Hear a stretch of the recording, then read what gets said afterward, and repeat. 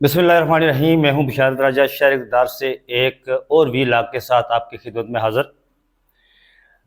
ناظرین، آج آپ کے سامنے تین ہم خبریں رکھیں گے۔ ایک تو یہ خبر ہے کہ استعفے کیوں دیے جائے، ہم سسٹم کے اندر رہ کر سسٹم کے ساتھ لڑائی لڑیں گے، یہ کہنا تھا سپریم کورٹ کے۔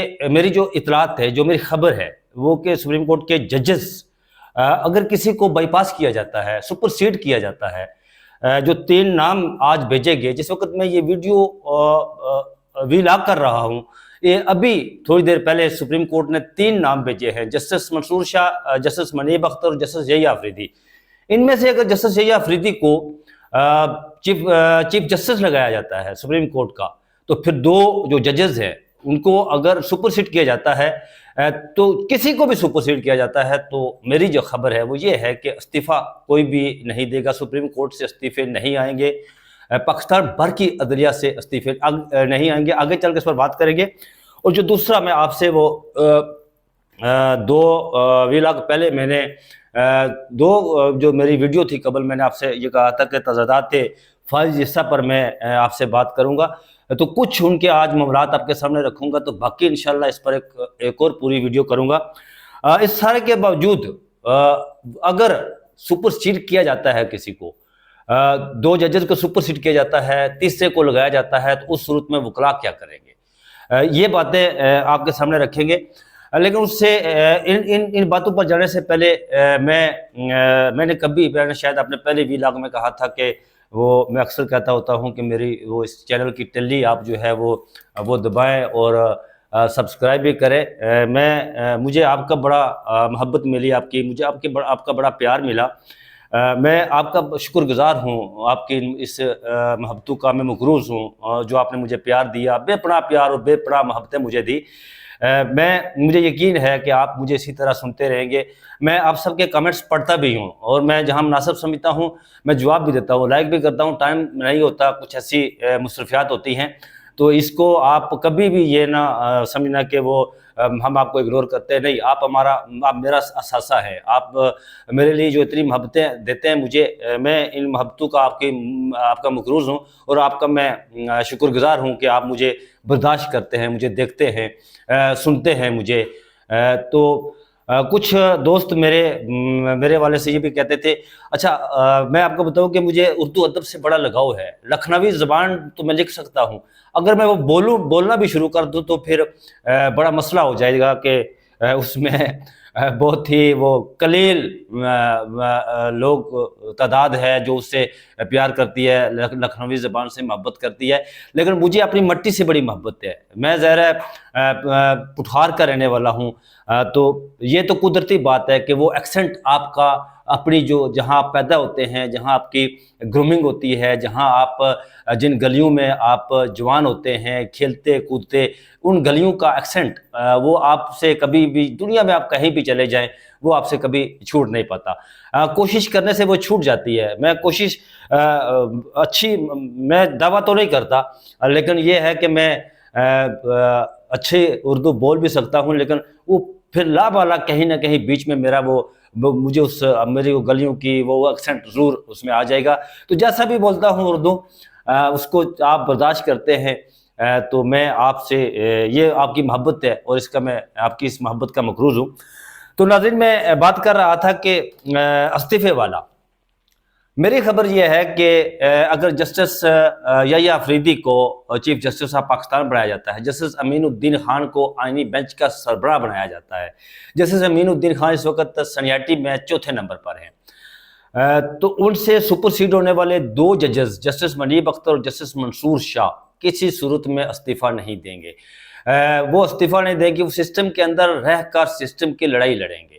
وہ اس آزاد عدلیہ کے لیے انہوں نے 2007 میں جسٹس منصور شاہ، جسٹس یحییٰ آفریدی اور دیگر جسٹس اطہر من اللہ، جسٹس مسرت حلالی، یہ سارے لوگ جو اس وقت آئینی عہدوں پر بیٹھے ہوئے جو ججز بنے ہوئے ہیں، انہوں نے 2007 میں جب پرویز مشرف نے، ایک ڈکٹیٹر نے، ایک آمر نے، جب وہ ایمرجنسی لگائی تھی، تو افتخار محمد چودھری جو اس وقت چیف جسٹس تھے، ان سے استعفیٰ طلب کیا تھا، تو انہوں نے استعفیٰ دینے سے انکار کر دیا تھا۔ انہوں نے آزاد عدلیہ کی اس وقت لڑائی لڑی تھی، ان لوگوں کا کہنا ہے کہ اگر ہم نے اس وقت اتنی قربانیاں دی ہیں، مارے کھائی ہے، لہولہان ہوئے، تو اب ہم استعفیٰ دے کر گھر ہی چلے جائیں گے، ہم اس آزاد عدلیہ پر کسی صورت کمپرومائز نہیں کریں گے۔ وکلاء برادری کا بھی یہی کہنا ہے۔ جو 2007 کی جب تحریک چلی تھی تو وکلاء برادری کے اس وقت سرخیل تھے علی امن کرد، منیر ملک، اعتزاز حسن، اس کے حامد خان، یہ سارے لوگ لیڈر جو اس وقت اس آزاد عدلیہ کی تحریک کے لیے فرنٹ فٹ پر تھے، اس کو لیڈ کر رہے تھے۔ ان سب وکلاء کا کہنا ہے، ان سب لیڈران کا کہنا ہے، وکلاء کے لیڈران کا، کہ ہم آزاد عدلیہ پر کمپرومائز نہیں کریں گے۔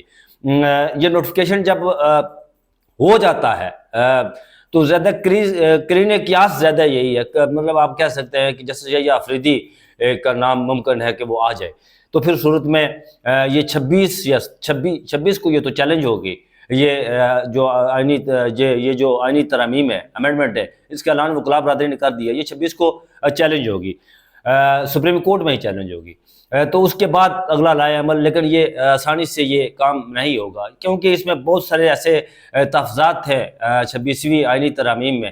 یہ ایک بنیاد رکھی گئی تھی پاکستان کی تباہی کے لیے۔ یہ سلسلہ یہاں نہیں رکے گا، اس سے سلسلہ یہ بہت آگے جائے گا۔ اب 27ویں آئینی ترمیم لائی جائے گی، جس میں فوجی عدالتوں میں سولین کا ٹرائل اور بہت ساری آپ کے آزادے، جو اظہار رائے کی آزادی، جو میں آپ سے یہاں بول رہا ہوں، یہ بھی حق مجھ سے چھینا جائے گا، یہ بھی حق آپ سے چھینا جائے گا۔ اس حوالے سے بھی وہ ترامیم کے بارے میں سوچ رہے ہیں۔ اگر اس ترامیم پر وکلاء کا کہنا ہے کہ اگر اس ترامیم پر یہ جو ترمیم لائی گئی ہے 26ویں، اس پر اگر ہم نے رد عمل نہ دیا، اگر ہم نے احتجاج نہ کیا، تو پھر ہم تو شمالی کوریا کی طرف چلے جائیں گے۔ شمالی کوریا میں اگر آپ کے اس کے وہ جو اس کا ڈکٹیٹر ہے، اس جیسا ہیئر سٹائل ہے بنائے، تو آپ کو سزا دی جاتی ہے۔ اس کی تصویر اگر آپ کے گھر میں نہ ہو تو تب بھی سزا دی جاتی ہے۔ یہ حضرت عمر فاروق کا قول ہے کہ انسان آزاد جنتا ہے، تو ہم کون ہوتے ہیں پابندیاں لگانے والے؟ یہ تو بالکل فطرت کے خلاف ہے کہ ہم پر پابندی لگائی جائے، ہمارا گلا گھونٹا جائے، ہماری سوچ پر پہرے لگائے جائے۔ اس کو کوئی ذی شعور انسان قبول نہیں کر سکتا۔ ہاں، حیوانات کا جو معاشرہ ہو تو پھر تو کوئی بات نہیں ہے، جنگل کا قانون ہو تو پھر کوئی بات نہیں ہے۔ یہ قدرت کا قانون ہے کہ جب بھی آپ زیادہ دبائیں گے کسی کو تو پھر وہ اٹھتا ہے اور پھر وہ اس کے خلاف احتجاج کرتا ہے۔ تو یہ اب دوسری خبر یہ ہے کہ میں نے آپ سے یہ کہا تھا کہ میں تضادات عیسیٰ، اب جسٹس فائز عیسیٰ اور چیف جسٹس قاضی فائز عیسیٰ کے جو بیچ تضادات ہے وہ اتنے ہیں کہ اگر اس پر کتاب لکھی جائے تو کم و بیش 500 سے 800 صفحات کی ایک ضخیم کتاب لکھی جا سکتی ہے۔ ہم شروع کرتے ہیں جب جسٹس فائز عیسیٰ تھے، ہم اس وقت شروع کرتے ہیں جب یہ چیف جسٹس نہیں بنے تھے جناب حضرت قاضی فائز عیسیٰ صاحب، تو ان کے سامنے کیس جو آتے تھے وہ کوئی بھی ہو، کوئٹہ میں بم دھماکہ ہو تو وہاں پر جو ان کے سامنے کیس آیا تو اس میں انہوں نے اسٹیبلشمنٹ کو اس میں رگڑا اور کہا کہ اسٹیبلشمنٹ میں اس کی انوالومنٹ تھی۔ فیض آباد دھرنے کا کیس تھا، اس میں تو انہوں نے اپنے فیصلے میں لکھا کہ اسٹیبلشمنٹ ISI کا ذکر کیا اس میں۔ اب یہاں پر تضاد کیا ہے؟ جب نظر ثانی کا کیس چیف جسٹس قاضی فائز عیسیٰ کے پاس جاتا ہے، وہ اس کو اپنے سامنے لگاتے ہیں نظر ثانی میں، تو جب وہ ججمنٹ دیتے ہیں تو اس میں کہتے ہیں کہ اس میں ISI کی انوالومنٹ تھی، جو فیض آباد دھرنا کیس کی۔ نظر ثانی میں یہ ایک سرکاری ملازموں پر، جو ملازمین ہیں ان پر ایک پھسپھسا سا کمیشن بنا دیتے ہیں، اور پھر وہ پھسپھسا سا کمیشن جو رپورٹ دیتا ہے اس کے مطابق کچھ بھی نہیں ہوتا۔ یہاں پر تضادات ہے۔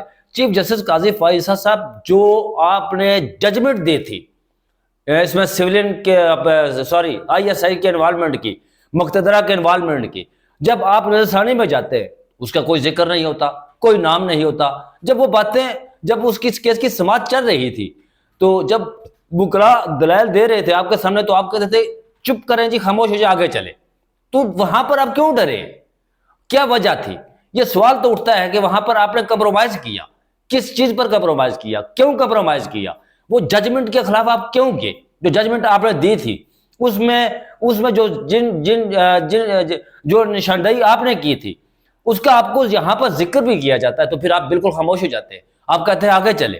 یہ تضاد، ایک اور تضاد اس کے بعد یہ جو ایک آئینی ترامیم جو سٹرائک ڈاؤن کی تھی انہوں نے، چیف جسٹس قاضی فائز صاحب جسٹس فائز صاحب ہوتے ہوئے جو فوجی عدالتوں کے حوالے سے تھی، وہ آپ نے بنیادی انسانی حقوق کے خلاف قرار دیتے ہوئے اس کو سٹرائک ڈاؤن کیا تھا، کالا دم قرار دیا تھا. تو یہ 26ویں آئینی ترمیم کیا ہے؟ یہ بنیادی انسانی حقوق سے متصادم نہیں ہے. چیف جسٹس صاحب جب آپ پریکٹس اینڈ پروسیجر ایکٹ کی وہ میراتھن آپ نے سماعت کی تو وہ اسے جمہوریت آئین کی فتح قرار دیا، اپنے اختیارات ساتھی ججز میں تقسیم کرنے کو فتح قرار دے دیا. آپ نے کہا کہ میں ڈکٹیٹر نہیں ہوں، وہ بڑی فتح تھی آپ کی. آپ نے کہا کہ یہ یہاں پر کوئی بادشاہت نہیں ہے. تو جب وہ گلے کی آپ کی ہڈی بنا، جب آپ کے ساتھ اختلافات آپ کے ساتھی ججز کر رہے تھے، جسٹس منصور شاہ اور جسٹس منیب اختر، تو ایک پارلیمنٹ ایک صدارتی ایکٹ لاتی ہے پریکٹس اینڈ پروسیجر ایکٹ کے خلاف، تو اس کی سیاہی خشک نہیں ہوتی صدر کے دستخطوں کی، تو آپ ایک نام نہاد جو ہے وہ جسٹس امین الدین خان پر مشتمل ایک کمیٹی بنا لیتے ہیں اور جسٹس منصور شاہ اس میں بیٹھتے نہیں ہیں. تو اس کے مطابق آپ کمیٹی کے ہونا تو یہ چاہیے تھا کہ آپ فل کوٹ بناتے، اس میں یہ مدعا رکھتے سامنے کہ یہ ہوا ہے. پہلے بھی فل کورٹ نے فیصلہ دیا تو آپ بھی فل کورٹ اس پر فیصلہ دیتی، لیکن نہیں، یہاں پر بھی ایک تضاد آپ کے بیچ، وہ جسٹس فائز صاحب اور چیف جسٹس قاضی فائز صاحب کے بیچ ایک تضاد. وہ تضاد کیوں؟ اس لیے کہ لالچ کی پٹی آپ کی آنکھوں پر تھی کہ مجھے عہدہ ملے گا، میں آئینی عدالت کا سربراہ بنوں گا، میں کام کروں گا. یہ جو لالچ تھا نا، اس نے اس سپریم کورٹ کو تباہ برباد کیا. آپ کے اس لالچ نے سپریم کورٹ کو تباہ برباد کرنے میں کسی اور کا ہاتھ نہیں ہے. چیف جسٹس صاحب، سپریم کورٹ کے اندر ایک اور سپریم کورٹ بنانے کی، قائم کرنے کی، متوازی عدالت قائم کرنے کی، چیف جسٹس کے اختیارات ختم کر کے ان کو ایک بازیچہ اتفاق بنانے میں سب سے بڑی سہولت کاری کا کردار آپ نے ادا کیا حضور. اچھا، پھر اسلام آباد ہائی کورٹ کے ججز کا معاملہ، انہوں نے خط لکھا. وہ خط کہاں گیا؟ آپ نے اس پر 2 سماعتیں کی، 3 سماعتیں کی، اس کے بعد معاملہ کہاں گیا؟ چیف جسٹس صاحب، جب آپ جسٹس تھے تو آپ سیمینارز میں جاتے تھے، قاسمہ جہانگیر کانفرنس میں جاتے تھے تو آپ کہتے تھے کہ ہاتھ کھڑا کرے آزادی اظہار رائے کی، ججز مداخلت پر آپ کہتے تھے کہ یہاں پر یہ ہو رہا ہے.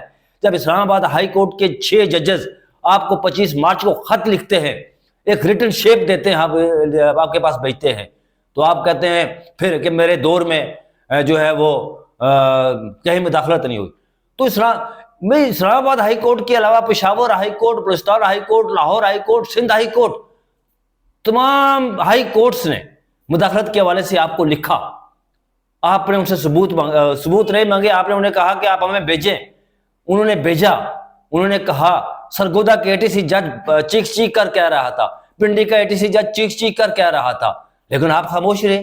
آپ نے قالین کے نیچے وہ دبا دیا معاملہ، بالکل خاموش. کیوں کمپرومائز کیا اس معاملے پر آپ نے؟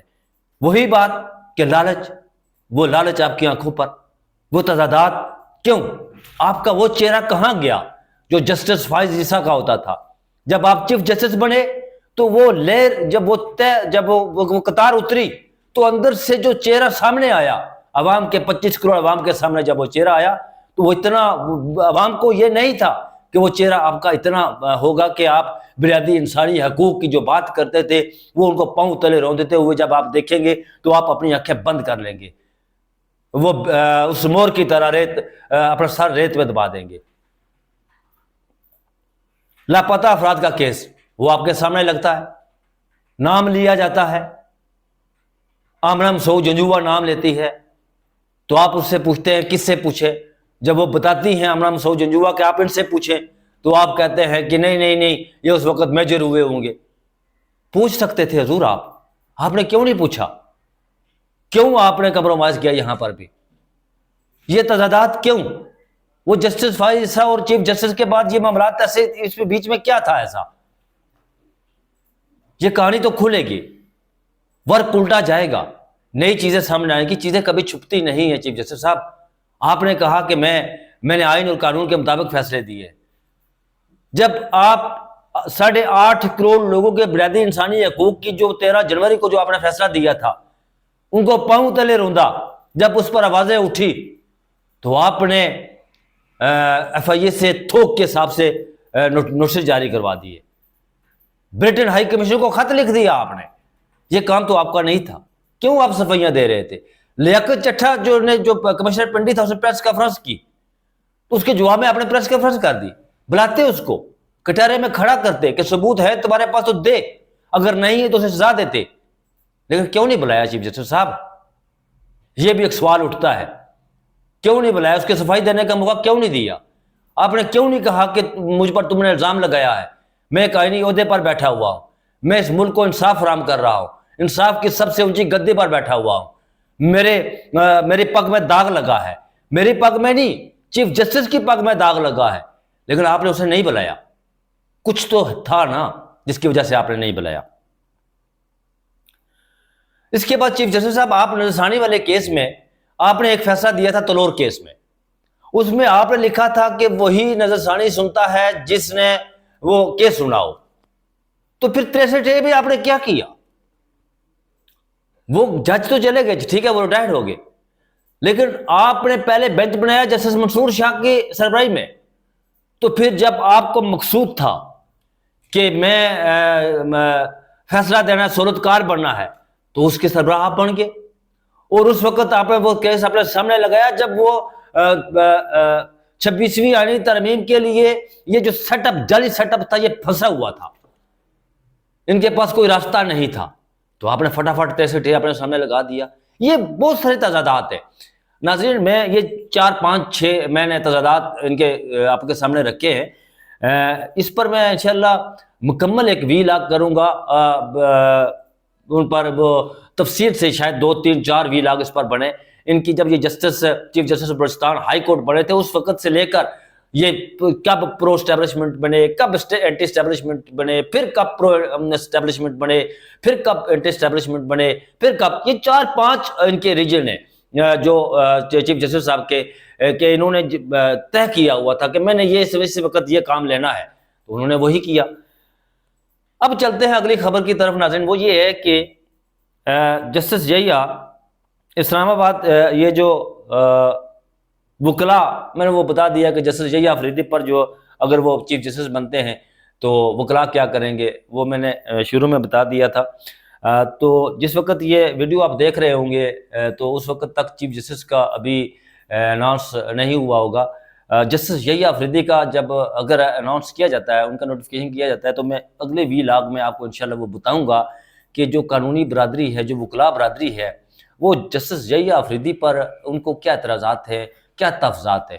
وہ میں خود بھی ظاہر ہے میں ان کے بہت ساری میں نے کیسز کور کیے ہیں، تو اس حوالے سے میں اس ویڈیو میں بات کروں گا جو میں نے اپنے آئی وٹنس کے طور پر، عینی شاہد کے طور پر، ظاہر ہے ایک پترکار ہوں، رپورٹر ہوں، اس کا کام تو یہی ہوتا ہے وہ چیزیں رکھنا، ریکارڈ پر رکھنا، تو انشاءاللہ میں وہ اگلی ویڈیو میں ریکارڈ پر رکھوں گا کہ انہوں نے کب کب کیا کیا کیا، کہاں چھوڑ کر وہ چلے گئے، بینچ سے علیحدہ ہوئے اور وہاں پر انہوں نے کیا لکھا۔ اس وقت تک مجھے دیجیے اجازت، اپنا بہت سارا خیال رکھیے گا، اللہ حافظ۔